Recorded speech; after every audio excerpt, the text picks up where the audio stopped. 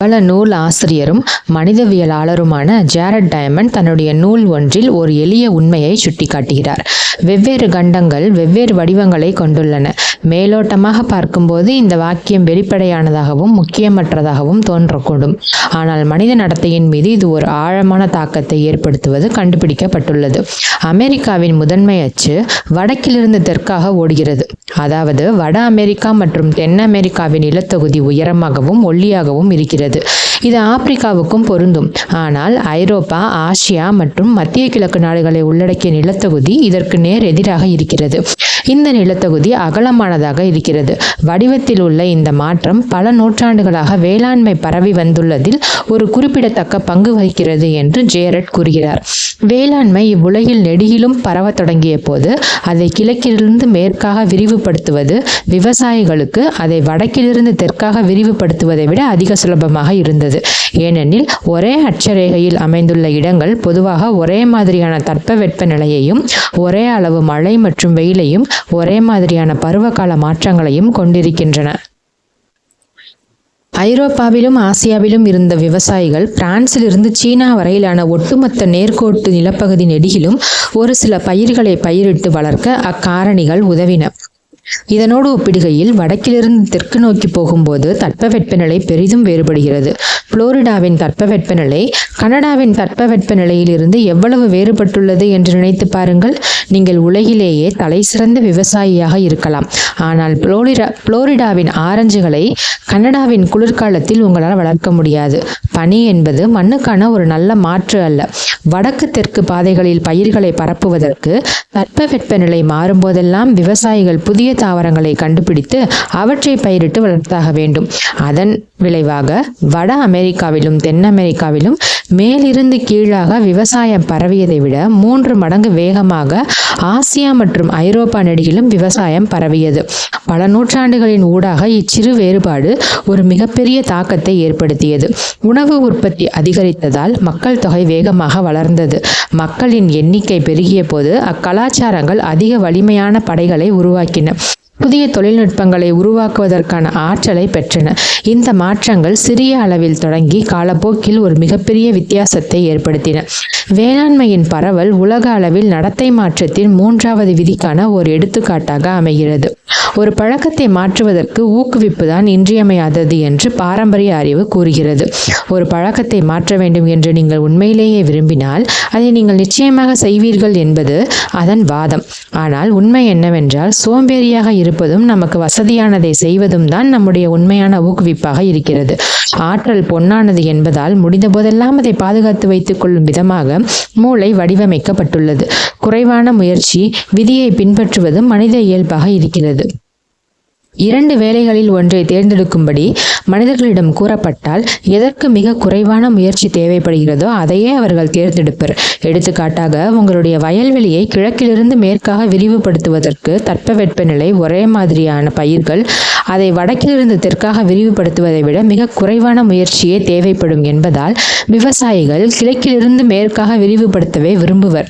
எந்த வேலை மிக குறைவான முயற்சியில் மிக அதிக மதிப்பு வாய்ந்த விளைவுகளை பெற்றுக் கொடுக்கிறதோ அதையே நாம் தேர்ந்தெடுக்கிறோம். சுலபமானதை செய்யவே நாம் ஊக்குவிக்கப்படுகிறோம். ஒவ்வொரு நடவடிக்கைக்கும் ஒரு குறிப்பிட்ட அளவு ஆற்றல் தேவைப்படுகிறது. எவ்வளவு அதிக ஆற்றல் தேவைப்படுகிறதோ அந்நடவடிக்கை நிகழ்வதற்கான சாத்தியக்கூறு அவ்வளவு குறைகிறது.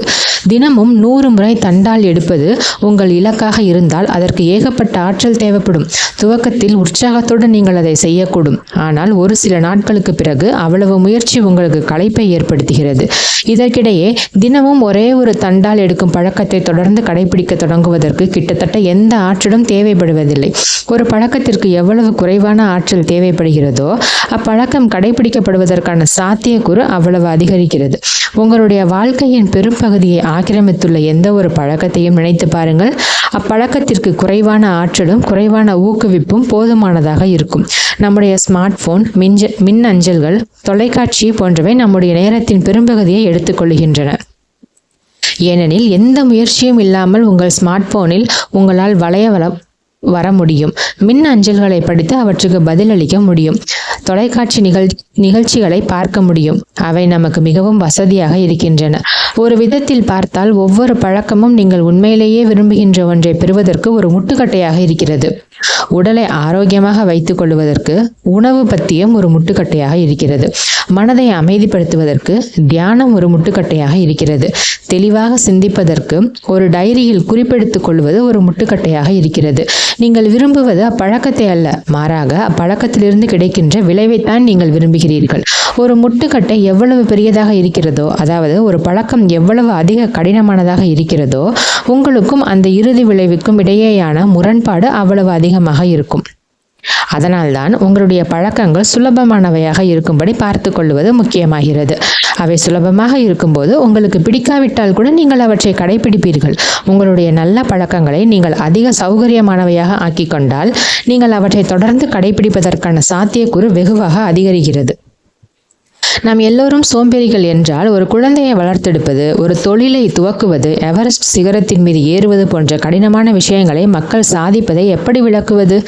நாம் கடினமான விஷயங்களை செய்யும் திறன் படைத்தவர்கள்தான். பிரச்சனை என்னவென்றால், கடினமான வேலைகளை செய்வது சில நாட்கள் நமக்கு பிடித்திருக்கிறது.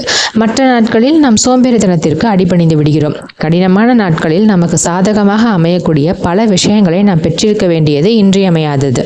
அப்போதுதான் வாழ்க்கை நம்மை நோக்கி வீசுகின்ற சவால்களை நம்மால் சமாளித்து கரையேற முடியும். நீங்கள் எவ்வளவு குறைவான உராய்வை எதிர்கொள்கிறீர்களோ, உங்களுடைய வலிமையான பக்கம் அவ்வளவு சுலபமாக வெளிப்படும். அதை சுலபமானதாக ஆக்குங்கள் என்பதற்கு பின்னால் உள்ள யோசனை வெறுமனே காலப்போக்கில் உங்களுக்கு நன்மை செய்யக்கூடிய விஷயங்களை இக்கணத்தில் செய்வதே சுலபமாக்குவதும் தான். தோட்டத்தில் நீர் பாய்ச்சுவதற்கான ஒரு ரப்பர் குழாயை நீங்கள் உங்கள் கைகளில் ஏந்தி பிடித்திருப்பது போல கற்பனை செய்து கொள்ளுங்கள். அக்குழாய் நடுவில் வளைந்திருக்கிறது. சிறிதளவு நீர் மட்டுமே அதன் ஊடாக பாய்ந்து செல்ல முடியும். தண்ணீர் அக்குழாயின் ஊடாக பாயும் வேகத்தை நீங்கள் அதிகரிக்க விரும்பினால் நீங்கள் பின்வரும் 2 விஷயங்களில் ஒன்றை செய்யலாம். முதலாவது, தண்ணீரின் வால்வை அதிகமாக திறந்து அதிகமான தண்ணீரை பாய்ச்சுதல். இரண்டாவது, அந்த குழாயை நேராக்கி தண்ணீர் இயல்பாக பாய்ந்து செல்ல அனுமதித்தல். ஒரு கடினமான பழக்கத்தை தொடர்ந்து கடைபிடிக்க உங்களுடைய ஊக்குவிப்பை அதிகரிக்க முயற்சிப்பது என்பது வளைந்துள்ள ஒரு ரப்பர் குழாயின் ஊடாக நீரை வேகமாக பாய்ச்ச முயற்சிப்பதை போன்றது. அது உங்களால் முடியும், ஆனால் அதற்கு ஏராளமான முயற்சி தேவை. அது உங்கள் வாழ்வில் அழுத்தத்தை அதிகரிக்கும். மாறாக உங்களுடைய பழக்கங்களை சுலபமானவையாகவும் எளிமையானவையாகவும் ஆக்குவது அந்த ரப்பர் குழாயை நேராக்குவதை போன்றது.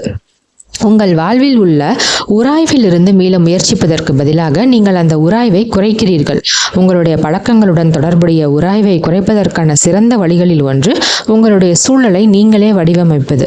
சூழல் வடிவமைப்பு என்பது அறிகுறிகளை அதிக வெளிப்படையானவையாக ஆக்குவதற்கான ஒரு வழிமுறை என்பதை சென்ற அத்தியாயத்தில் நாம் பார்த்தோம். நீங்கள் உங்களுடைய நடவடிக்கைகளை சுலபமானவையாக ஆக்குவதற்கு கூட உங்களுடைய சூழலை உங்களால் மாற்றியமைக்க முடியும். எடுத்துக்காட்டாக, ஒரு புதிய பழக்கத்தை எங்கே பயிற்சி செய்வது என்பதை தீர்மானிக்கும் போது உங்களுடைய அன்றாட வழக்கங்களின் பாதையோடு இசைவாக இருக்கின்ற ஒரு இடத்தை தேர்ந்தெடுத்துக் கொள்வது நல்லது. பழக்கங்கள் உங்களுடைய வாழ்வின் போக்குக்கு பொருந்தும்படி இருக்கும்போது அவற்றை வளர்த்தெடுப்பது சுலபமாக இருக்கிறது. நீங்கள் உங்கள் வேலைக்கு செல்லும் வழியில் உங்கள் உடற்பயிற்சி மையம் இருந்தால் நீங்கள் அங்கு சென்று உடற்பயிற்சி செய்வதற்கான வாய்ப்பு அதிகரிக்கிறது. ஏனெனில் வேலைக்கு போகும் வழியில் சிறிது நேரம் ஒதுக்கி கொண்டு அந்த உடற்பயிற்சி மையத்திற்கு போக வேண்டும், அவ்வளவுதான். இது உங்கள் வாழ்க்கை முறையில் ஒரு பெரிய இடைஞ்சலை ஏற்படுத்துவதில்லை. ஆனால் அந்த உடற்பயிற்சி மையம் முற்றிலும் வேறு திசையில் இருந்தால், அதாவது நீங்கள் வழக்கமாக பயணிக்கும் பாதையில் இல்லாவிட்டால், அங்கு சென்றடைவதற்கு நீங்கள் கூடுதல் முயற்சி மேற்கொள்ள வேண்டும். உங்கள் வீட்டிற்குள் அல்லது அலுவலகத்திற்குள் உராய்வை குறைப்பதும் ஆற்றல் மிக்க ஒரு வழியாகும். பல சமயங்களில் அதிக உராய்வை உள்ளடக்கிய ஒரு சூழலில் நாம் புதிய பழக்கங்களை உருவாக்க தொடங்குகிறோம். நாம் நம் நண்பர்களோடு ஒரு உணவகத்தில் உணவருந்த சென்றிருக்கும் போது உணவு பத்தியத்தை கடைபிடிக்க முயற்சிக்கிறோம். கூச்சலும் குழப்பமும் நிலவுகின்ற ஒரு வீட்டில் நாம் ஒரு புத்தகத்தை எழுத முயற்சிக்கிறோம். கவனச்சிதறலை ஏற்படுத்துகின்ற ஸ்மார்ட் போனை பயன்படுத்தி கொண்டே நாம் வேறொரு விஷயத்தின் மீது ஒருமித்த கவனம் செலுத்த முயற்சிக்கிறோம். இது இப்படி இருக்க வேண்டியதில்லை. நம்மை இழுத்து பிடிக்கின்ற இடைஞ்சல்களை நம்மால் களைய முடியும். 1970களில் ஜப்பானிய மின்னணு பொருட்கள் தயாரிப்பாளர்கள் துல்லியமாக இதைத்தான் செய்ய தொடங்கினர். நியூயார்க்கர் பத்திரிகையில் வெளிவந்த பெட்டர் ஆல் த டைம் என்ற கட்டுரையில் ஜேம்ஸ் ரோவைக்கி இவ்வாறு எழுதியுள்ளார். ஜப்பானிய உற்பத்தி நிறுவனங்கள் தம்முடைய உற்பத்தி செயல்முறையில் இருந்த அனைத்து வகையான விரயங்களையும் களைவதற்கான வழிகளை தேடின. அவர்கள் தங்களுடைய பணியிடங்களை மாற்றி வடிவமைத்தனர். தொழிலாளர்கள் தங்களுடைய கருவிகளை எடுப்பதற்கு அங்கும் இங்கும் திரும்புவதால் நேரம் விரயமாவதை தவிர்ப்பதற்காக அவர்கள் அவ்வாறு செய்தனர். இதன் விளைவாக ஜப்பானிய தொழிற்சாலைகள் அதிக ஆக்கப்பூர்வமாக இயங்கின. ஜப்பானிய பொருட்கள் அமெரிக்க பொருட்களை விட அதிக நம்பகமானவையாக இருந்தன. 1974 அமெரிக்காவில் தயாரிக்கப்பட்ட வண்ண தொலைக்காட்சிகள் ஜப்பானிய தொலைக்காட்சிகளை விட 5 மடங்கு அதிகமாக பழுதாயின. 1979 ஆண்டு வாக்கில் ஒரு தொலைக்காட்சியை முழுவதுமாக தயாரிப்பதற்கு அமெரிக்க தொழிலாளர்களுக்கு 3 மடங்கு அதிக நேரம் பிடித்தது. ஜப்பானிய நிறுவனங்கள் உற்பத்தி செயல்முறையில் இருந்த ஒவ்வொரு இடைஞ்சல்களையும் தேடி கண்டுபிடித்து அவற்றை களைந்தன. அவர்கள் தங்களுடைய வீண் முயற்சிகளை குறைத்த போது அவர்களுடைய வாடிக்கையாளர்களின் எண்ணிக்கையும் வருவாயும் பெருகின. அதே போல நம்முடைய நேரத்தையும் ஆற்றலையும் உறிஞ்சுகின்ற உராய்வு புள்ளிகளை நாம் களையும் போது குறைவான முயற்சியில் அதிகமானவற்றை நம்மால் சாதிக்க முடியும். அதனால்தான் நம்முடைய பணியிடத்தை சுத்தப்படுத்தி நேர்த்தியாக்குவது நமக்கு நல்ல விதமான உணர்வை கொடுக்கிறது. பழக்கங்களை உருவாக்குகின்ற பொருட்களையும் சேவைகளையும் நீங்கள் பார்த்தீர்களேயானால் இப்பொருட்களும் சேவைகளும் சிறப்பாக செய்கின்ற விஷயங்களில் ஒன்று உங்கள் வாழ்விலிருந்து சிறு சிறு உராய்வுகளை நீக்குவது என்பதை உங்களால் காண முடியும்.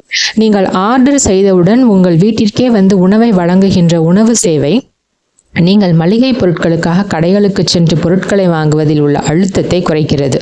பலர் சேர்ந்து பயணிக்கின்ற ஷேர் ஆட்டோக்கள் அல்லது ஷேர் டாக்ஸிகள் ஓரிடத்திலிருந்து இன்னொரு இடத்திற்கு பயணிப்பதில் உள்ள அழுத்தத்தை குறைக்கின்றன. அலைபேசிகள் வாயிலாக செய்திகளை அனுப்புவது அஞ்சலில் ஒரு கடிதத்தை அனுப்புவதில் உள்ள அசௌகரியத்தை போக்குகிறது. Google Home, Amazon Echo, Apple HomePod போன்ற குரலால் இயக்கப்படுகின்ற ஸ்பீக்கர்கள் முதலில் அறிமுகப்படுத்தப்பட்ட போது அவற்றில் ஒன்றை வாங்கியிருந்த என்னுடைய நண்பர் ஒருவரிடம் அதை பற்றிய எந்த அம்சம் அவருக்கு பிடித்திருந்தது என்று நான் கேட்டேன். அதற்கு அவர், என் போனை எடுத்து இசைக்கான செயலியை திறந்து அதில் ஒரு பாடல் பட்டியலை தேர்ந்தெடுப்பதை விட நாட்டுப்புற பாடல்கள் சிலவற்றை பாடு என்று அப்பொருளிடம் கூறுவது சுலபமானதாக இருக்கிறது என்று கூறினார். ஒரு சில ஆண்டுகளுக்கு முன்பு எக்கச்சக்கமான பாடல்கள் அடங்கிய ஒரு கருவியை உங்கள் பாக்கெட்டுக்குள் வைத்து நீங்கள் விரும்பும் நேரத்தில் அப்பாடல்களை கேட்பது, ஒரு கடைக்கு சென்று ஒரு சிடியை வாங்கி அதை உங்கள் வீட்டில் அதற்கான கருவியில் போட்டு கேட்பதை விட அதிக சுலபமானதாக இருந்தது. வியாபாரம் என்பது ஒரே விளைவை அதிக சுலபமான வழியில் கொடுப்பதற்கான முடிவற்ற ஒரு தேடலை அன்றி வேறென்ன? இதே போன்ற உத்திகளை அரசாங்கங்களும் பயன்படுத்தி பலன் பெற்றுள்ளன. ஆங்கிலேய அரசாங்கம் வரி வசூலிப்பு விகிதத்தை அதிகரிக்க விரும்பிய போது வரி படிவத்தை தரவிறக்கம் செய்வதற்கான ஒரு வலைத்தளத்திற்கு குடிமக்களை வழிநடத்துவதற்கு பதிலாக அவர்களை நேரடியாக அந்த படிவத்துடன் இணைத்தது. அந்த ஒரு நடவடிக்கையை குறைத்தது வரி வசூலிப்பு விகிதத்தை 19.2% இருந்து 23.4% உயர்த்தியது. பிரிட்டன் போன்ற ஒரு நாட்டிற்கு அந்த சதவீத வரி வசூலிப்பு லட்சக்கணக்கான வருவாயை குறிக்கும். சரியான விஷயத்தை சுலபமாக செய்வதற்கு உதவக்கூடிய ஒரு சூழலை உருவாக்குவதுதான் மைய கருத்தாகும். நம்முடைய நல்ல பழக்கங்களோடு தொடர்புடைய உராய்வுகளை குறைப்பதற்கும் நம்முடைய மோசமான பழக்கங்களோடு தொடர்புடைய உராய்வுகளை அதிகரிப்பதற்குமான வழிகளை கண்டுபிடிப்பதுதான் சிறந்த பழக்கங்களை உருவாக்குவதில் உள்ள முக்கிய சவாலாகும். ஆஸ்வால்டு நக்கோல்ஸ் ஒரு மென்பொருள் வல்லுநராக பணியாற்றுகிறார். தன்னுடைய சூழலை எப்போதும் தயார் நிலையில் வைத்திருப்பதன் சக்தியை புரிந்து கொண்டுள்ளவர் அவர். அறையை மீண்டும் ஒழுங்குபடுத்துதல் என்னும் உத்தியை பயன்படுத்தி அவர் தன்னுடைய சுத்தப்படுத்துதல் பழக்கத்தை உருவாக்கினார். எடுத்துக்காட்டாக, அவர் தொலைக்காட்சியை பார்த்து முடித்தவுடன் அதன் ரிமோட்டை தொலைக்காட்சி வைக்கப்பட்டிருக்கும் மேசையின் மீது வைத்துவிட்டு தன்னுடைய சோபாவில் உள்ள தலையணையை ஒழுங்காக அடுக்கி வைத்துவிட்டு போர்வையை மடித்து அதற்குரிய இடத்தில் வைப்பார். அவர் தன்னுடைய காரை விட்டு கீழே இறங்கும் போது காரினுள் இருக்கும் குப்பைகளை எல்லாம் எடுத்து வெளியே குப்பை தொட்டியில் கொண்டு போடுவார். ஒவ்வொரு அறையையும் மீண்டும் ஒழுங்குபடுத்துவது வெறுமனே அதை சுத்தப்படுத்துவதற்கு மட்டுமல்ல, மாறாக அடுத்த நடவடிக்கைக்கு அதை தயார்படுத்துவதும் தான். நான் ஒரு அறைக்குள் நுழையும் போது எல்லாம் அதனதன் இடத்தில் ஒழுங்காக இருக்கும். இதை நான் ஒவ்வொரு நாளும் ஒவ்வொரு அறையிலும் செய்வதால் எல்லா பொருட்களும் எப்போதும் நல்ல நிலையில் ஒழுங்காக இருக்கின்றன. நான் கடினமான வேலை செய்வதாக மக்கள் நினைக்கின்றன, ஆனால் உண்மையில் நான் ஒரு சோம்பேறி. அறைகளை நான் உடனுக்குடன் ஒழுங்கமைத்து விடுவதால் எனக்கு நேரம் மிச்சமாகிறது என்று ஆஸ்வால்டு கூறுகிறார். ஒரு இடம் எதற்கு பயன்படுத்தப்படுகிறதோ அதற்காக அதை நீங்கள் ஒழுங்கமைக்கும் போது அடுத்த நடவடிக்கையை சுலபமானதாக ஆக்குவதற்காக நீங்கள் அதை நேர்த்தியாக தயார்படுத்துகிறீர்கள். எடுத்துக்காட்டாக, என் மனைவி ஒரு பெட்டி நிறைய பல்வேறு வகையான வாழ்த்து அட்டைகளை வைத்துள்ளார். பிறந்த நாள் வாழ்த்து அட்டைகள், திருமண நாள் வாழ்த்து அட்டைகள், பட்டமளிப்பு நாள் வாழ்த்து அட்டைகள் என்று அவர் அவற்றை வகைப்பிரித்து வைத்துள்ளார். வைத்துள்ளார். தேவைப்படும் போது அவர் ஒரு பொருத்தமான அட்டையை அதிலிருந்து எடுத்து அனுப்பிவிடுவார். வாழ்த்து அட்டைகளை அனுப்புவது அவருக்கு எப்போதும் நன்றாக நினைவில் இருக்கும். ஏனெனில் அதை அனுப்புவது தொடர்பான சிக்கல்களை அவர் குறைத்துள்ளார். பல ஆண்டுகளாக நான் அவருக்கு நேர்மாறாக இருந்தேன். யாருக்கேனும் குழந்தை பிறந்திருப்பது எனக்கு தெரிய வந்தால் அவர்களுக்கு ஒரு வாழ்த்து அட்டையை அனுப்ப வேண்டும் என்று நான் நினைத்து கொள்வேன். ஆனால் நான் ஒரு கடைக்கு சென்று ஒரு வாழ்த்து அட்டையை வாங்குவதற்குள் பல வாரங்கள் ஓடி போயிருக்கும். அதை அனுப்புவதற்கு மிகவும் தாமதமாகி இருக்கும். உடனடியாக வாழ்த்து அட்டைகளை அனுப்பும் பழக்கத்தை வளர்த்து கொள்வது அவ்வளவு சுலபமானதாக இருக்கவில்லை. உடனடியாக பயன்படுத்துவதற்கு உங்களுடைய சூழலை நேர்த்தியாக தயார்படுத்துவதற்கு பல வழிகள் இருக்கின்றன. நீங்கள் ஆரோக்கியமான உணவை சமைக்க விரும்பினால் சமைப்பதற்கு தேவையான எல்லா பொருட்களையும் முதல் நாள் அன்று இரவே மேடையின் மீது எடுத்து வைத்து விடுங்கள். காலையில் நீங்கள் எழுந்திருக்கும் போது சமைப்பது சுலபமானதாக இருக்கும். நீங்கள் இதே கொள்கையை பயன்படுத்தி உங்களுடைய மோசமான பழக்கங்களை கடினமானவையாக ஆக்குவதற்கு உங்களுடைய சூழலை மாற்றி அமைக்கலாம். நீங்கள் அளவுக்கு அதிகமாக தொலைக்காட்சி பார்க்கிறீர்கள் என்றால் ஒவ்வொரு முறை பார்த்து முடித்த பிறகும் அதன் வயரை கழற்றி விடுங்கள். நீங்கள் பார்க்க விரும்புகின்ற நிகழ்ச்சியின் பெயரை உங்களால் வாய் விற்று உரக்க கூற முடிந்தால் மட்டுமே மீண்டும் அந்த வயரை விளக்கில் மாட்டுங்கள். மனம் போன போக்கில் எதையேனும் பார்ப்பதை இது தடுக்கும். அதுவும் சரிப்பட்டு வரவில்லை என்றால் ஒவ்வொரு முறையும் உங்கள் ரிமோட்டின் பேட்டரிகளை வெளியே எடுத்து விடுங்கள். அடுத்த முறை நீங்கள் தொலைக்காட்சி பார்க்க விரும்பும் போது அந்த பேட்டரிகளை ரிமோட்டிற்குள் போடுவதற்கு கூடுதலாக 10 நொடிகள் ஆகும். சிக்கல் எவ்வளவு அதிகமாக இருக்கிறதோ அப்பழக்கம் அவ்வளவு வேகமாக மறைந்துவிடும். தேவையற்ற நடத்தைகளை தவிர்ப்பதில் சிறிதளவு சிக்கலை தேவைப்படுவது ஆச்சரியமூட்டுகிறது. நான் பீர் பாட்டில்களை என்னுடைய குளிர்சாதன பெட்டியில் பின்னால் தள்ளி வைக்கும் போது நான் குறைவாக குடிக்கிறேன். சமூக ஊடக செயலிகளை என்னுடைய அலைபேசியில் இருந்து நான் நீக்கிவிடும் போது அவற்றை நான் மீண்டும் தரவிறக்கம் செய்து பயன்படுத்துவதற்குள் பல வாரங்கள் கடந்திருக்கும். இந்த உத்திகள் எந்த அடிமை பழக்கத்தையும் கட்டுப்படுத்தாது. ஆனால் நம்மில் பலருக்கு சிறிதளவு சிக்கல் போதுமானதாக இருக்கிறது. நடத்தை மாற்றத்தை நாம் ஒரு தனி நபராகவோ அல்லது ஒரு பெற்றோராக, ஒரு பயிற்றுவிப்பாளராக அல்லது ஒரு தலைவராக அணுகினாலும் சரி, இல்லாவிட்டாலும் சரி, பின்வரும் கேள்வியை நம்மிடம் நாமே கேட்டுக்கொள்ள வேண்டியது முக்கியம். சரியான விஷயங்களை செய்வது சுலபமானதாக இருக்கின்ற ஒரு உலகத்தை நாம் எவ்வாறு வடிவமைப்பது? உங்கள் வாழ்வின் முக்கியமான நடவடிக்கைகள் நீங்கள் செய்வதற்கு மிகவும் சுலபமானவையாக இருக்கும் விதத்தில் உங்கள் வாழ்க்கையை மீண்டும் வடிவமைத்துக் கொள்ளுங்கள்.